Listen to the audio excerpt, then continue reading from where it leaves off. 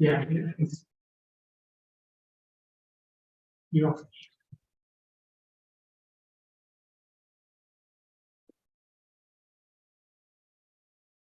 Hello, everybody, and welcome to today's event to launch our latest report, Innovation Hotspots, Clustering the New Economy.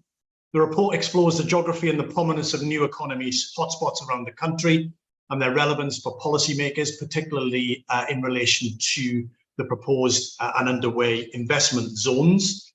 In a moment, we're going to hear from the report's author, my colleague James Evans, who's going to take us through the main findings and the policy recommendations. And then we've got a panel of experts to reflect on the findings and to explore the policy implications of the report.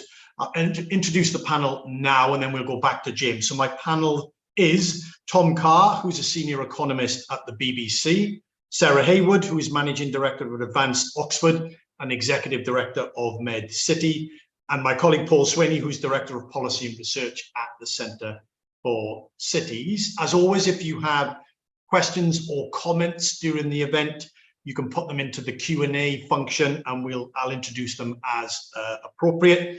So that's how we're going to do, and we're going to be finished by 1 o'clock. So without further ado, pass on to James, who's going to take about 15 minutes or so, and to use some slides to run through the main findings and the policy recommendations of the report. James, over to you. Thank you very much, Andrew. I'm just going to grab my slides.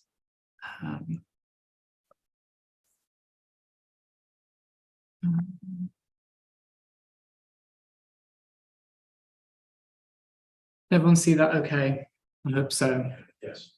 Right, well, thank you, everybody. As Andrew said, we've been working on this a little while, and I'll just get straight into it. So it's fair to say that politicians love the idea of clustering and innovation as one of the ways out of Britain's productivity and growth woes. Both of the major parties are theoretically committed to helping innovation and clustering up and down the country. On the Labour side, the commitment appears in Gordon Brown's Commission on the Future of the UK. And on the government side, the most concrete example can be seen in the investment zone strategy, which Andrew mentioned, which last autumn the Chancellor pivoted onto clustering in and around the metropolitan combined authorities. So what we do in this work is that we use an algorithm that's been developed by scientists, epidemiologists, and the like, and we run it over locations of innovative firms up and down the country. What comes out of them are hotspots, places where innovative new economy firms cluster together over very short distances. And this is a sort of novel approach. We are really interested to know what it is about places both within cities and across them that attracts these kind of firms, and therefore what we can do on a policy perspective to help it along in future. Our ideas are guided by the agglomeration literature, which says important things like knowledge spillovers and other inputs that these firms share often play out over very short distances, about 250 meters. So overall, the look we're taking is that of the new economy, as I say, and that's a mixture of firms that are in startups and innovative sectors such as financial technology, advanced manufacturing, medtech, edtech, a whole plethora of different activities which hopefully will help drive Britain's productivity growth in future. Overall, we find 18,500 of these firms appear across 344 hotspots across the country. 115 of those are in London, another 105 in the sort of greater southeast, and the rest are around the country. Although it's worth saying they appear almost everywhere. They're in every region, and the remaining hotspots are strongest in the northwest and in the sort of Midlands and southwest.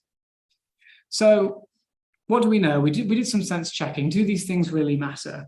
Well, even though we're only talking about 0.6% of all the businesses in the country, that this cutting edge nascent part of the economy, we think that the firms in hotspots already account for about 1% of national output and a couple of 100,000 jobs, 200,000 jobs, and these exist both inside the Greater Southeast and the rest of the country. Now, Britain won't be competitive in all of this stuff in future, but the bits that take root are really promising and will help drive productivity growth as we go on in future. When we look at the places that hold hotspots, we can see that in almost all regions, the places with hotspots are more productive and have grown more quickly since the financial crisis than those without them. To put some numbers on that, the productivity premium seems to be about 7%, and the growth rates seem to have hovered around 2.5% a year. That is very fast real growth compared to the rest of the country. Now, I'll caveat it. I'm not saying that the hotspot drives all of this sort of stuff, but what we do know is that hotspots are in places that are economically successful, and it is worth our time thinking about how we can support them in future. So where are they? I'm going to bring up this map before. Well, as I said, the good news is that they're sort of everywhere. Hotspots in every region, and more than 4 in 5 people live within 10 miles of at least one. However, the clustered new economy is sort of strongest in the Greater Southeast, and we can see this in the map both with the positions of the little purple dots, which are the hotspots themselves, and also the green colours that we see, which indicate how much new economy activity per capita there is in these places. And we see that the Greater Southeast stands out in all cases.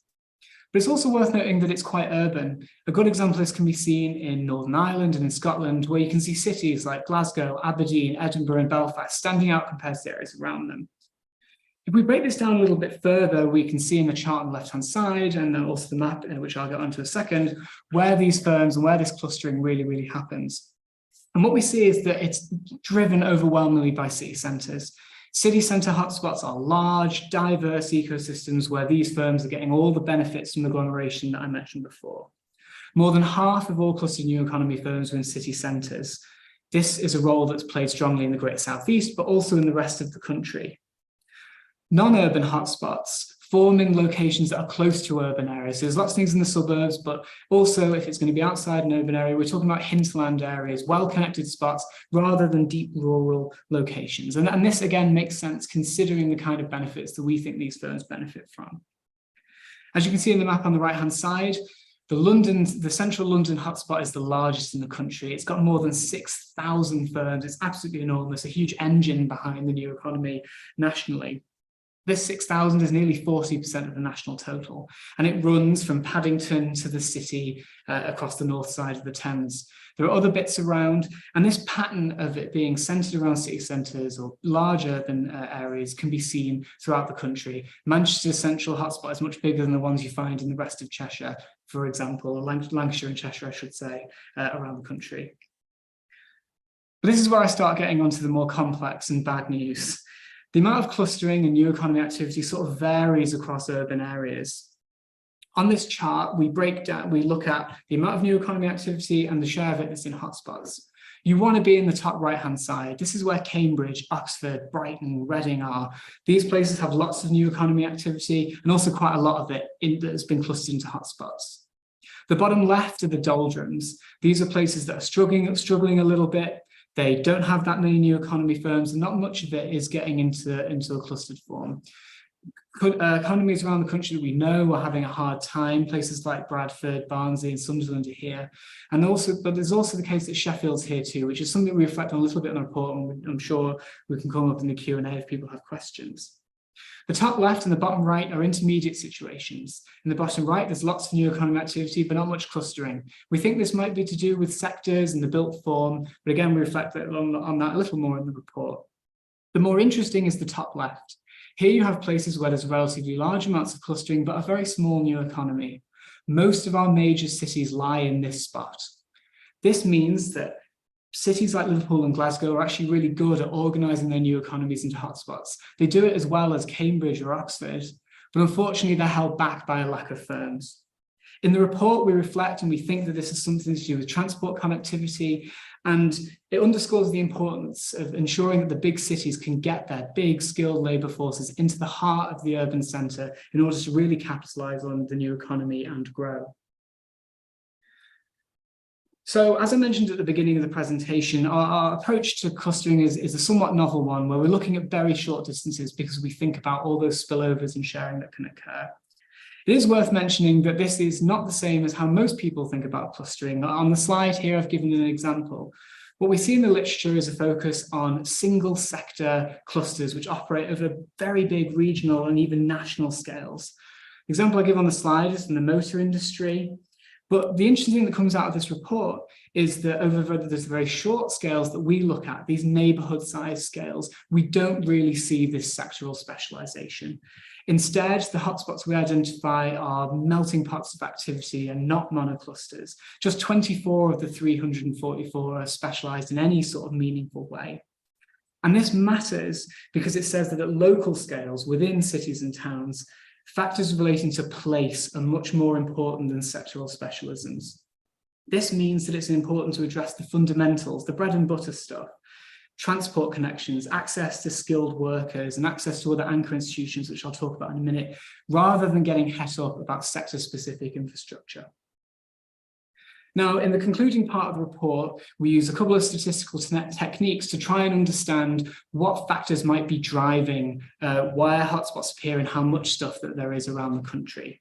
I won't bore you with the details, but the cool thing about these regression analyses is that you can look at a factor while holding the other things constant. So you can be sure that what you're looking at is really the thing we're saying is driving it rather than a mixture of factors.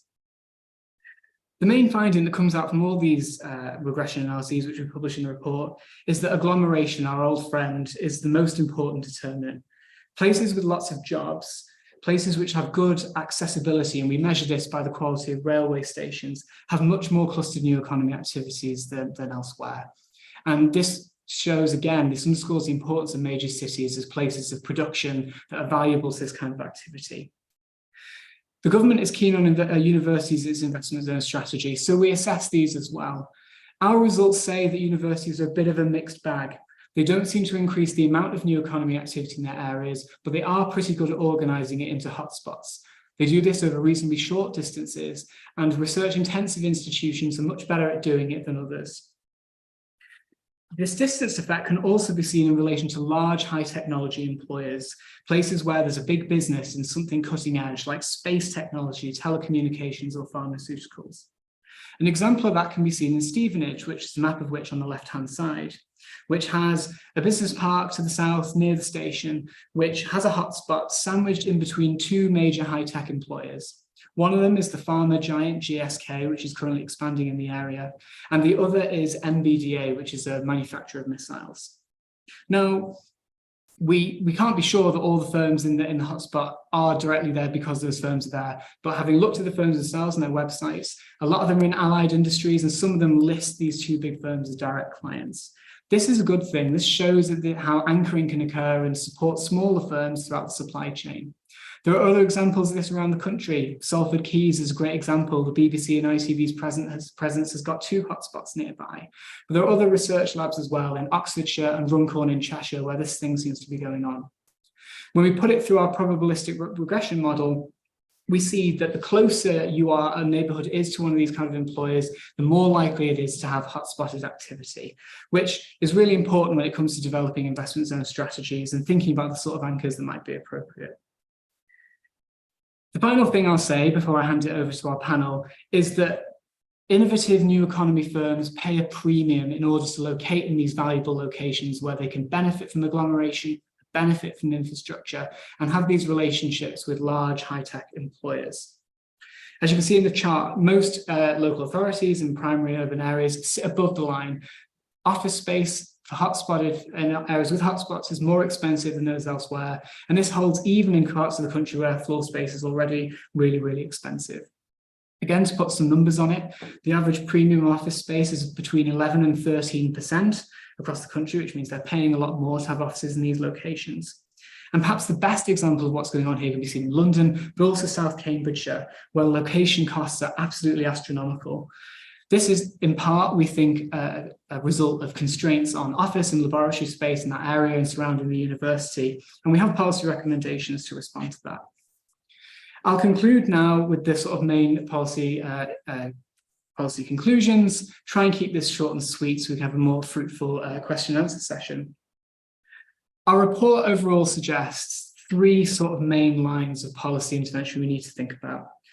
The first and foremost among all of these is how much more fruitful it is to support existing hotspots and existing innovation rather than trying to create new economy innovation hotspots in the middle of nowhere. The fundamentals which determine whether these things pop up are quite complex. There's lots of factors, lots of moving parts, of which infrastructure and universities and high-tech employers are just one small part. As a result, the focus should be on places that already have innovation and helping them expand, grow, and become more productive, get those really interesting breakthroughs coming through.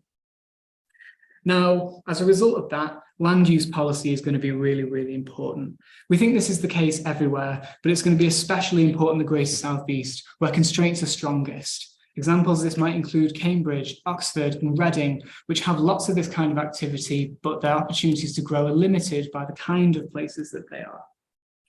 In practice, this is going to be pretty difficult. Anybody who knows anything about planning and things in the Greater South East knows how difficult it is to get development going.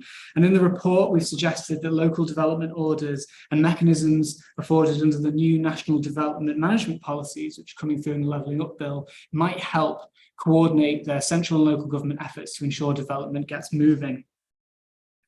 In the rest of the country, we think the most fruitful approach would be to put attention onto the major cities, which, as that scatter plot showed, are really good at fostering clustering, but don't have that much new economy activity at the moment. As I say, we say in the report that we think this is about transport and connectivity, and that should be a really important part of the discussion in helping these big cities along.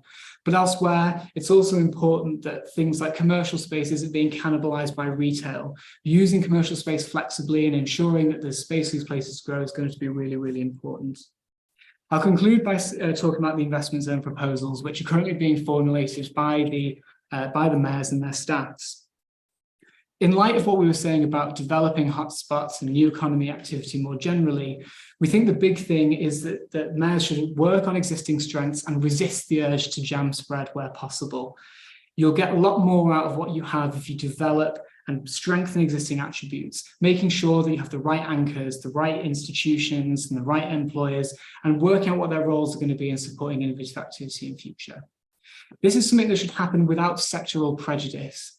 As we say, very few of these hotspots are specialized. Not everywhere is going to be able to have an advanced manufacturing cluster, but to a degree that doesn't really matter. Lots of these new economy activities require offices and programmers, and as a result of that, focusing on those kind of fundamentals is going to be much more important than developing specialized infrastructure. I'll leave it there, I think. Thank you all for listening, and I look forward to hearing the discussion. Brilliant. Thank you very much indeed, James. In just shy of 20 minutes, going through a lot of detail that is in the report that you can see and read at your own time. There are some technical questions which have already been dealt with.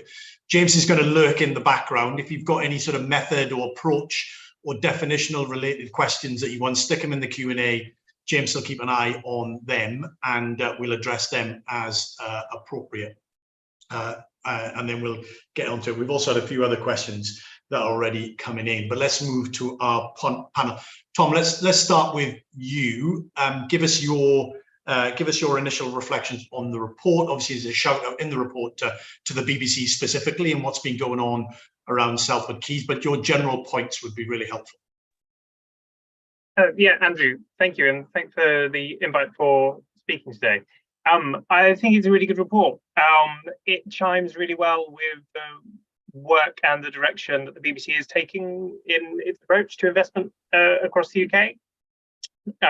So we see clusters in the large urban areas where we're investing, we're developing as an anchor, and as you point out in the report, Media City we see as and Salford Quays we see as a real success story for clustering and developing wider industry. I think the big call for us in the report, which is really interesting, is around getting the basics right with the local authorities and government, and we work really closely with metro mayors and other combined authorities to do that from a BBC perspective. The one thing that in the report that I think is interesting, and we'd probably, as you'd expect, being highly sector specific sports, is also important for cluster development over time. But I suppose getting those basics right is really key.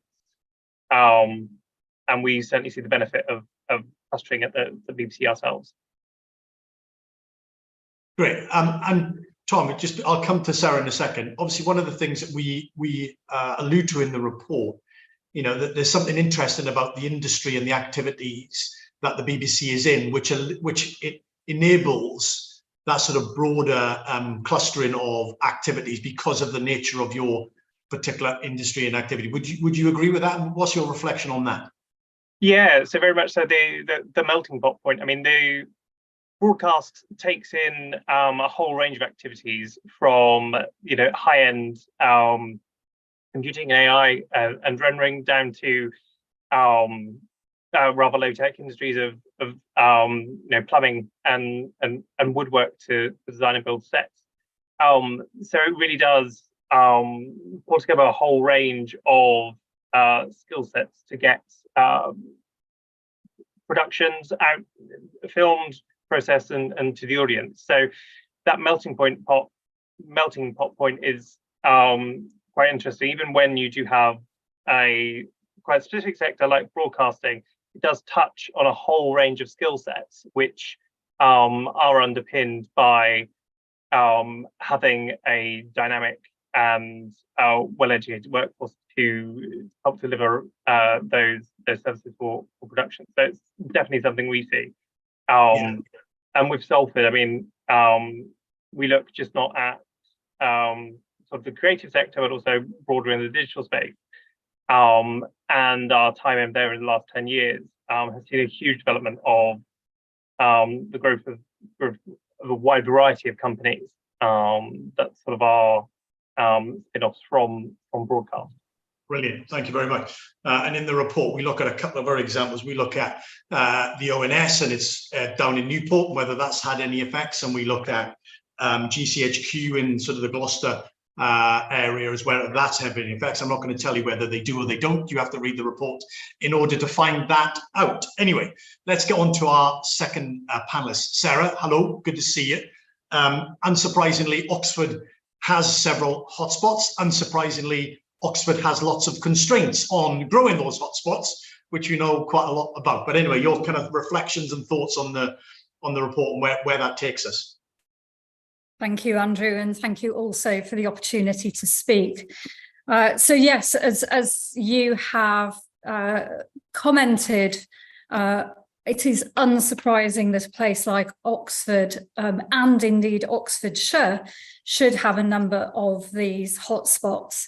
And I think one of the things that we think about when we think about Oxford and Oxfordshire is the fact that we do have a distributed economy through the whole of the region. So while the city of Oxford clearly is very, very important in terms of bringing together groupings of different companies, we find this through the whole of the region. And I think one of the interesting reflections from the report is the role on anchors in providing the groupings, the agglomeration effects. I think one of the things I also found really refreshing from the report was the fact that you're looking at these innovation hotspots as mixed sectoral, mixed economy groupings, which again is something I think we would really relate to and recognise as a characteristic of Oxford and Oxfordshire. Certainly, whilst we have certain sectors that are very strong, such as life sciences, we wouldn't see dominant sectors, and we certainly would see mixing up.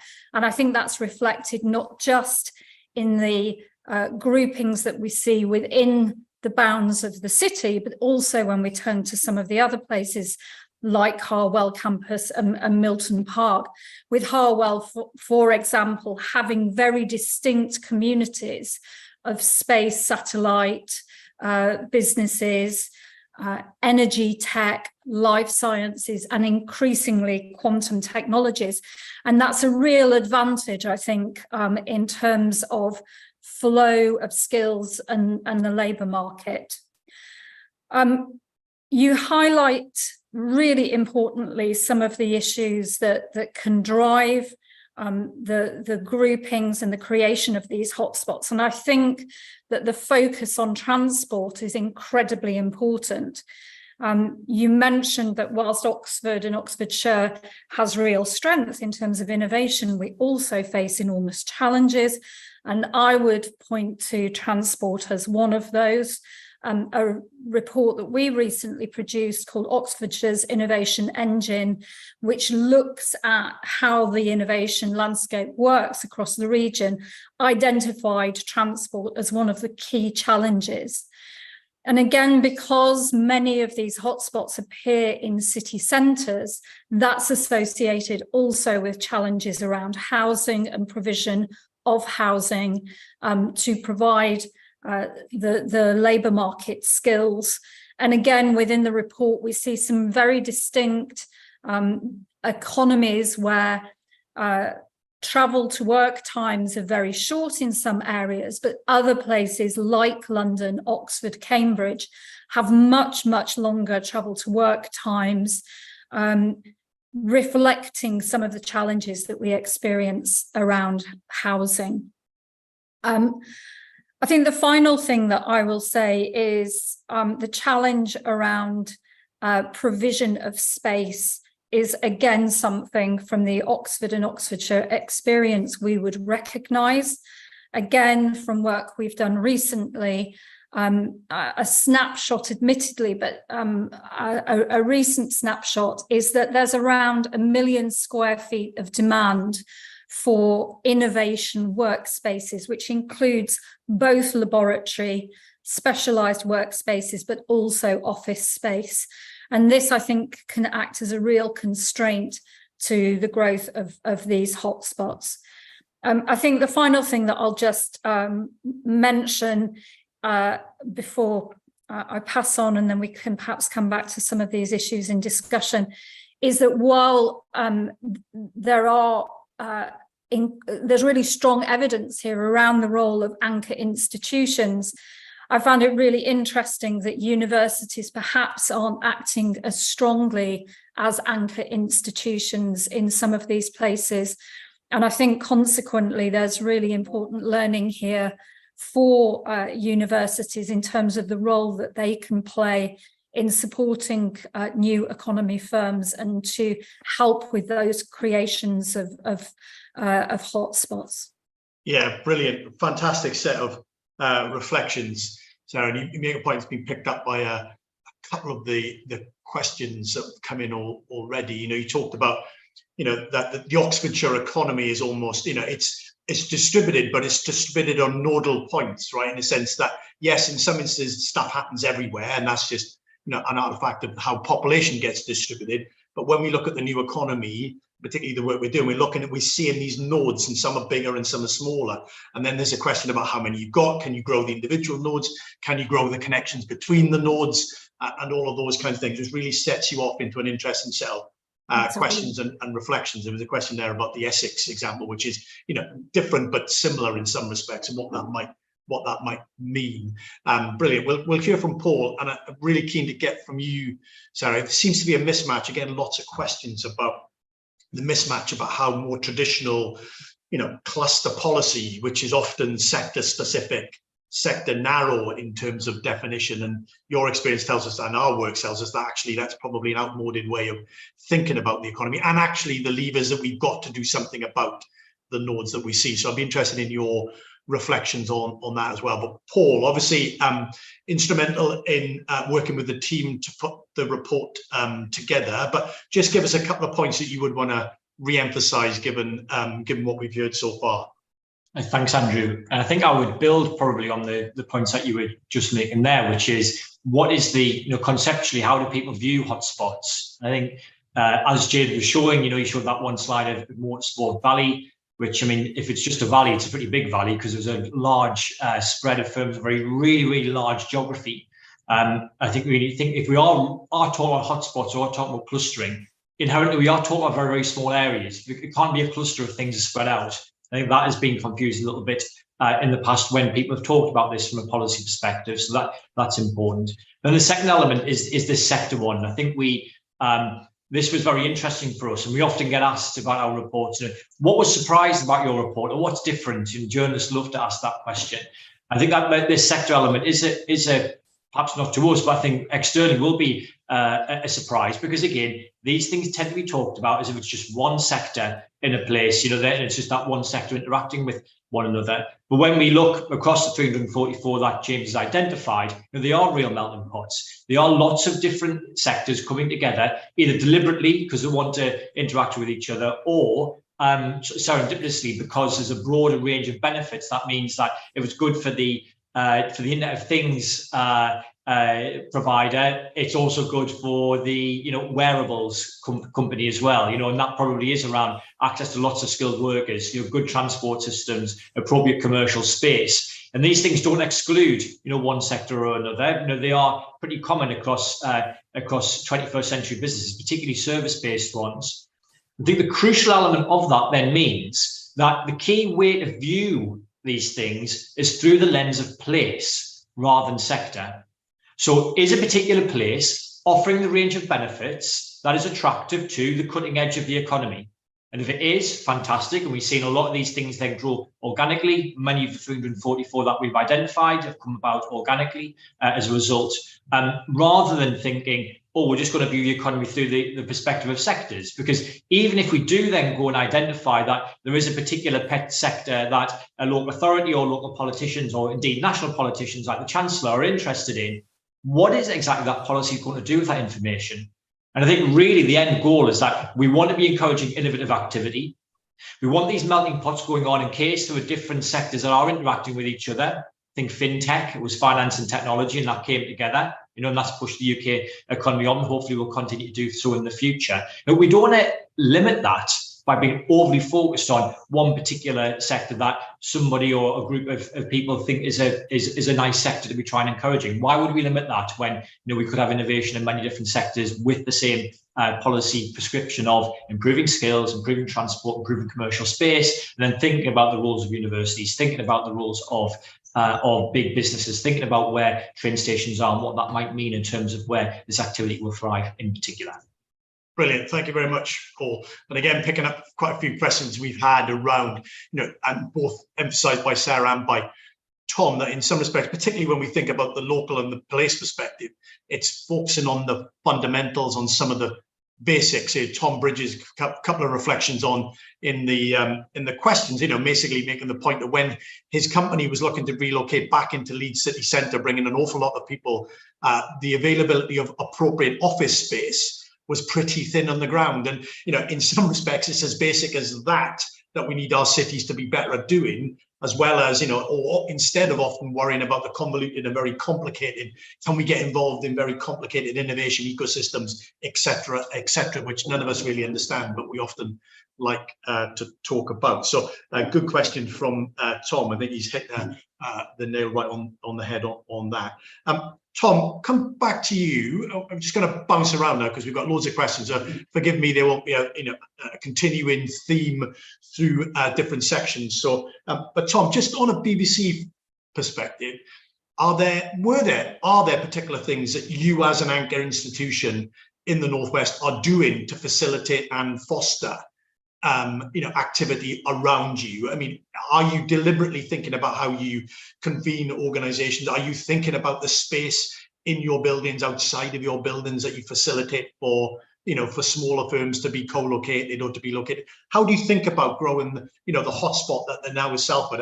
Have you been deliberate in that, or have you just kind of watched it happen and obviously supported it after the fact? Tom? I think it'd be wrong to say it's all deliberate, but we do certainly think very carefully about when and where we're making investments, and to try and leverage where we can partnerships, close working with the local authorities. Examples sort of that are outside of Salford that are sort of quite fresh are we've announced recently that we're looking to invest in brownfield site in Digbeth to create a new creative quarter, and that's alongside and with the support of the West Midlands Combined Authority, are recent developments in Cardiff, where we've recently delivered a new state-of-the-art broadcast centre in Central Square in Cardiff, has deliberately encouraged bringing together of different firms. So we've pulled in S4C, who share some space within that building. We've pulled in the National School of TV and Film, and we're opening up the space for more firms to come in and come along with us to cross-pollinate and build the clusters. And within that, working closely with universities as well on the skills. I mean, we're all suffering from large skills gaps, and skills is a key area where universities and local authorities can help and support. And we go heavily in on skills whenever we're investing. Yeah, that's a really interesting point. Come in on that, Sarah, and just add in to, in terms of your cultivating that. I think this question of skills is absolutely crucial. We see a lot of movement within the Oxfordshire ecosystem between firms, and that takes place not just within firms of the same sector, such as life sciences. Clearly, with some skills, they're highly specialised. But when we look at demand for technical skills, more transferable skills, such as engineering skills, software, data handling skills, the bringing together of different companies from different sectors can actually be a real strength within hotspots, because it does allow that cross-fertilization. I was speaking just a week or so ago with one of the companies that we work with, which is a firm working in quantum technologies. The challenge they face is there are very, very few people who are being churned out by the education system who have the job of quantum technologist. So they need to bring people in from other sectors and with other skills. And the challenge that they're facing is explaining to people what quantum technologies are, and indeed that the skills that they have are transferable. So I think this is incredibly important, and I think that the richness of ecosystems comes from having the mix of people and the ability for people to move around. And we all know that actually where innovation comes from and real disruption comes from the intersection between different disciplines and different skills. And so the bringing together and the recognizing of that place-based proximity between different firms is incredibly important, because it can create real value. So then when we start to think about placemaking, one of the questions we have to ask is how we create amenities, how we create the facilities to allow that cross-pollination and that bringing together of people from different firms from different disciplines. Yeah, no, that's a fantastic point. And we'll come back to that. And you said we all know what. Have you got your volume? We all know what's happening in terms of policy. Actually, it'd be interesting. Policy seems to be slow in responding to that, which I'll come back to shortly. Which get your views on that. But Paul, we've had quite a few questions in different ways. Trying to connect the which we do in the report, but talking a little bit about. What does this mean for levelling up, as it were, right? Which is slightly different from what we've been talking about. I mean, the fact that there are 344 of these hotspots, that they're everywhere, 80% of the population are within 10 miles of any one hotspot, that tells us quite a lot about levelling up, right? I mean, gives us actually quite a firm platform and foundation from which to build. But just say a little bit more about that. Yeah, I mean, if we think that these innovation hotspots are an indication of where we might see some growth in the future, innovative activity today turns into higher productivity and higher wages tomorrow, then I think that gives cause for hope that there are these green shoots in a number of different parts of the country that we observe today, which may mean that we see prosperity being generated tomorrow. But I think there are a few things to note within that. The first is that these things are very much skewed towards the Greater South East. So James showed that in the map that he put up. That map is interactive online. Please do go and have a look at it if you want to know where the hotspots are in your local area. But they are very much skewed to the Greater South East because of the inherent benefits that London in particular is offering. Not just London, clearly Oxford and Oxfordshire doing that as well as Sarah has been able to tell us more about. It's been fascinating to hear. But basically, it's access to skilled workers, it's access to appropriate commercial space, even though there are constraints there that policy needs to definitely tackle to grow those further. Whereas when you go outside of the Greater South East, we do see them.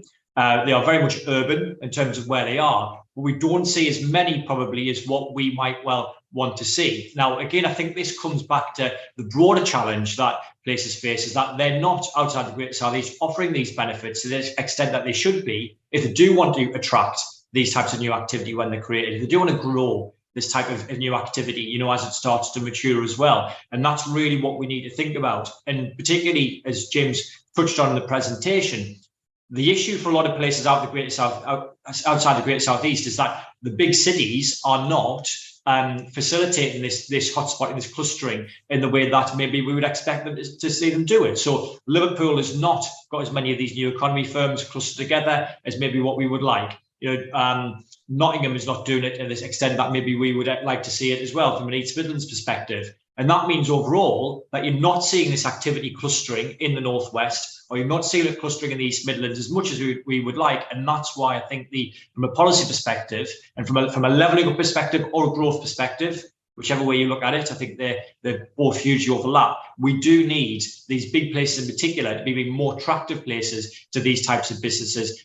Whether they cluster or not, we need more of these types of things in those cities if the wider regions are going to do better, and if we're going to see the UK outside of the Greater South East perform better as well. Brilliant. Thank you, Paul. Just to say that James is doing a sterling job at answering some questions in the background, particularly those that have specifics on the content of the report. Many of those answers that glinted through them are answered by the report. So when you read it, you'll have your own answer to your own question. James, if there are, when we get to the end at 1 o'clock, if you still have your questions that are outstanding, ping them into us and we'll do our best to answer them after the fact, but we'll lose them in the chat. But so you might need to email them into us if your answers aren't directly and specifically answered. Let's move on to this question or this issue about the understanding of the hotspots more generally. John Houghton's kind of got several reflections on it, but basically, he draws on the conclusions, and then he says, how do we go about changing or perhaps expanding people's politicians, I know they're people, but nevertheless, notion of what an innovation cluster looks like to reflect these findings? So more of a melting pot rather than narrow focus. Sarah, you kick us off on that. If there is still within policymaking circles, not in all, but in some, there is still this kind of narrow emphasis. I think the IZ's investment zones fall foul of this to a degree.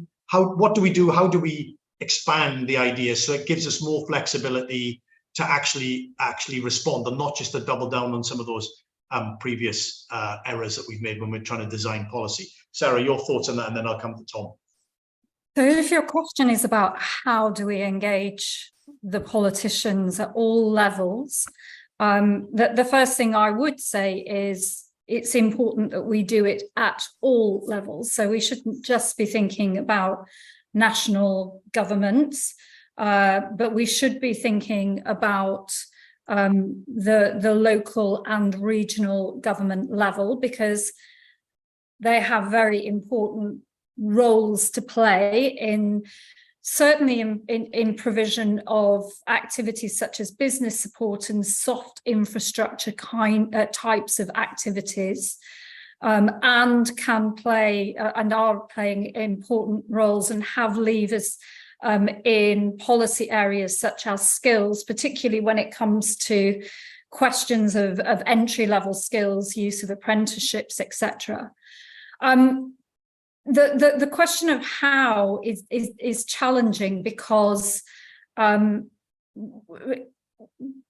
getting politicians to listen at the moment can be challenging at times.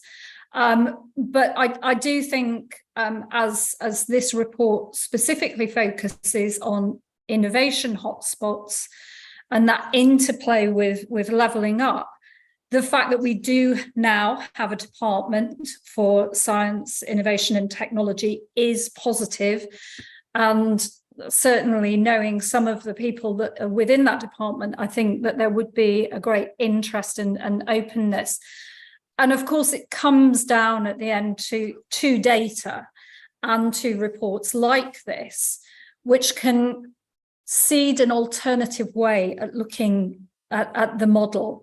I think in terms of the presentation that James gave, when he showed that map of the motorsport sector, that's been the traditional way of thinking, and it does tend to be monocultural. And so I think encouraging recognition that there is something different and richer is really important. And I am a great proponent of the need for the right kind of business support. I describe soft infrastructure, by which I mean community building, bringing people together, supporting that mixing up. And I think in order to design and provide those the right kind of interventions, you need the data to demonstrate what is actually happening on the ground. Yeah, no, very good. But it always strikes me as somewhat curious that expert practitioners such as yourselves have a melting point idea, and yet politicians seem to not have a melting point idea. I wonder where they get their insights and their experiences from. Anyway, Tom, come in on this in a sense. What do we need to do to broaden out the perspective and the understanding and as Sarah rightly said, at the national and at the local level, so we can then begin to use the policy levers that we actually need, but also that we have to hand. Yeah, I don't think about any great insights on influencing politicians beyond what Sarah said. I think it's clear in the data and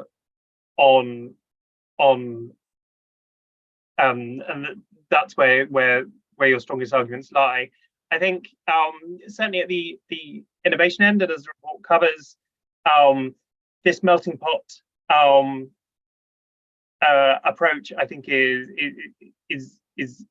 really clear, and with those basics, as already said. But I mean, I represent a big sector-specific intervention, but within that, I mean, there are clearly things that can be done around skills which do cut across sectors, where local authorities and governments can step up and providing the evidence of how it works. I mean, a lot of these companies that we're talking about are small SMEs.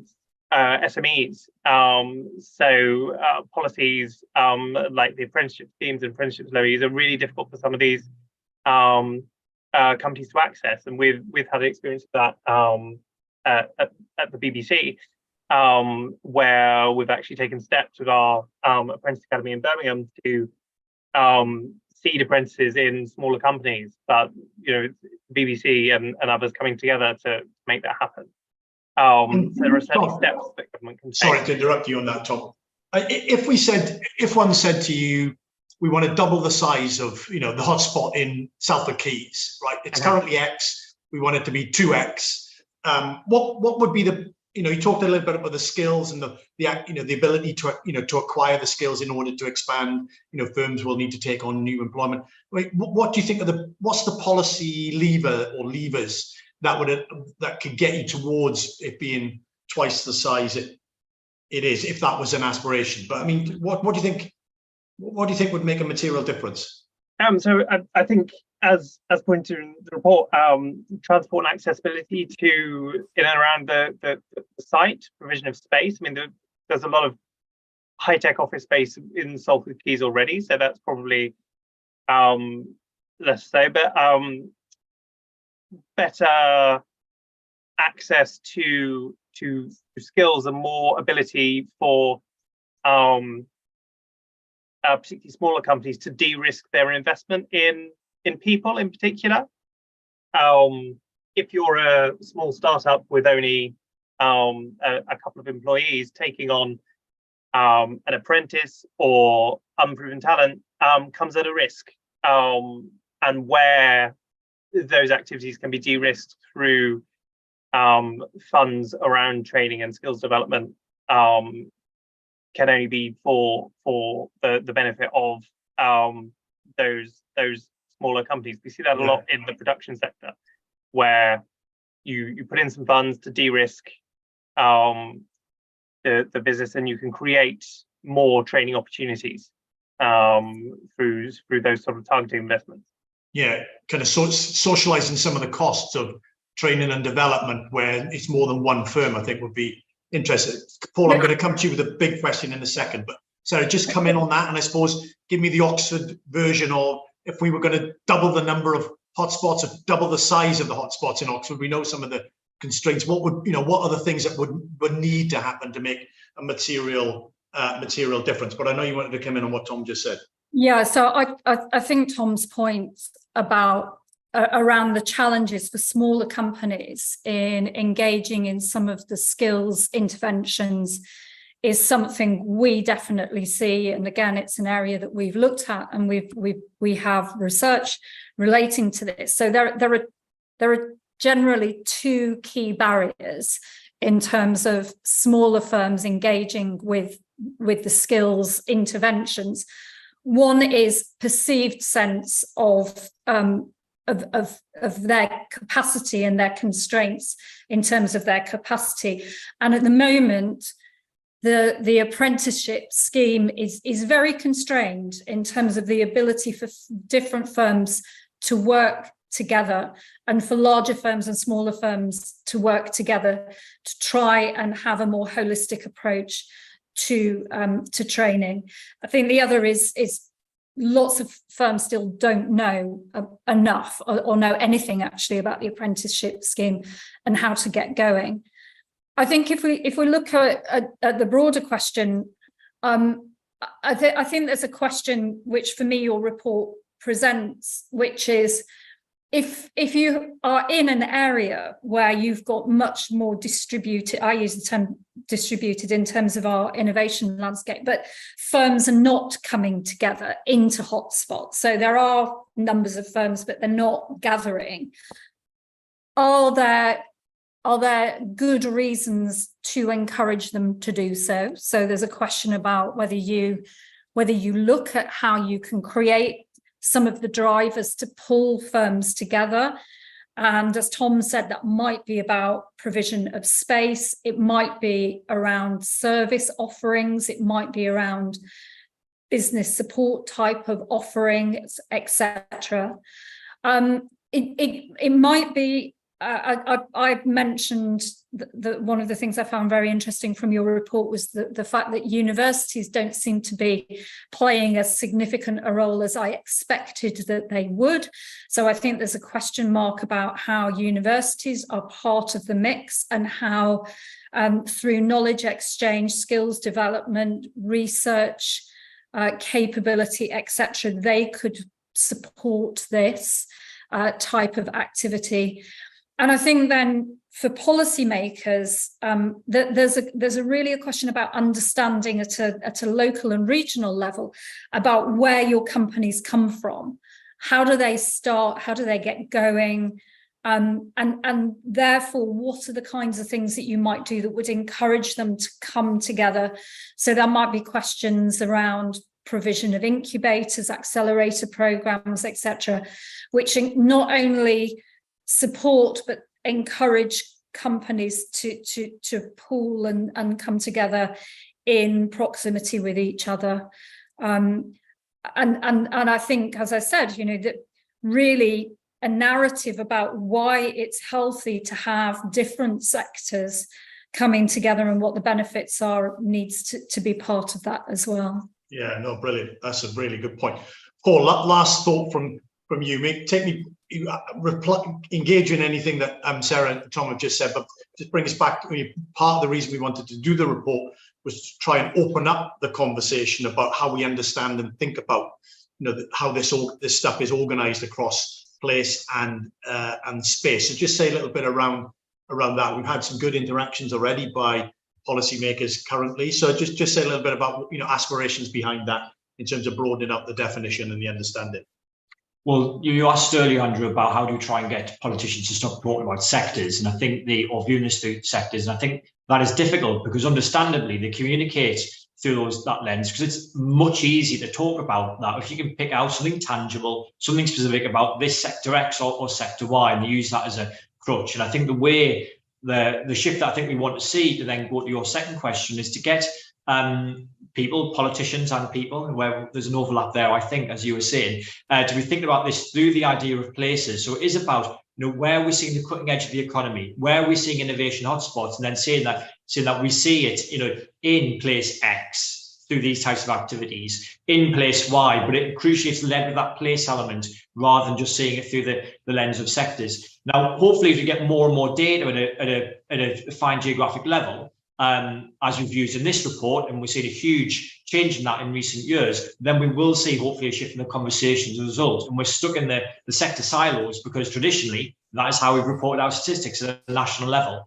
Hopefully having that alternative option and being able to shed more light on it the way we do in this report, and indeed everything else that we do at Centre for Cities, hopefully will shift that, shift the narrative around the conversation and allow politicians to feel comfortable about communicating their ideas through places rather than through sectors. Brilliant, excellent. A great way to finish. It is 1 o'clock, so we do definitely need to bring it to a halt. As always, huge thanks to my panel, Sarah, Paul, and Tom. Thank you all for joining. Thanks for the questions. Sterling work by James in the background answering those questions and doing a brilliant job on the presentation. The report, slides, blogs, videos, everything that you can possibly think of in relation to this topic is on our website. Indeed, even the report that we did back in December that set up some of the further work that is in today's report is also available on our website as well, centreforcities.org. Have a look, let us know what you think. If you've got more questions, then come back to us. But until the next time, take care and stay safe. Thank you very much indeed. Bye-bye.